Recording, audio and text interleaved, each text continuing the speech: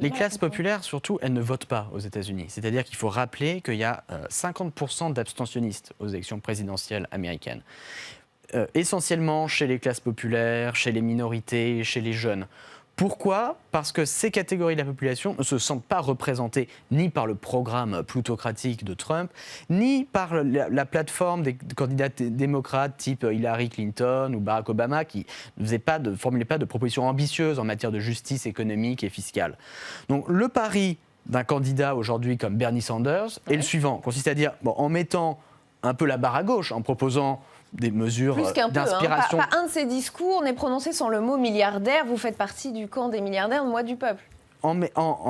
Si vous voulez caractériser le programme de Bernie Sanders, c'est la social-démocratie. Lui, il aime bien se référer au Danemark. C'est son modèle.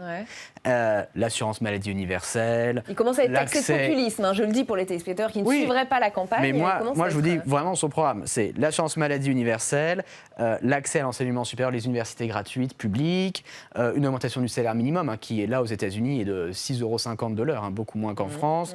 Une fiscalité plus progressive. Il faut rappeler qu'aux États-Unis, aujourd'hui, les milliardaires ont un taux d'imposition qui est plus bas que celui des classes moyennes et des classes populaires. Donc il a parfaitement raison de pointer ce problème et de dire qu'il faut y apporter une solution. Donc toutes ces mesures-là, son pari, c'est avec cette plateforme-là, programmatique, il va pouvoir remobiliser une partie des abstentionnistes. Certes, il va peut-être perdre des centristes, des indépendants. Alors, est-ce que c'est un pari qui va s'avérer payant dès cette élection-là, ou est-ce que ça va mettre encore 4 ans, 8 ans ? Personne ne sait. Mais en tout cas, vu d'ici, c'est quelque chose qui semble raisonnable.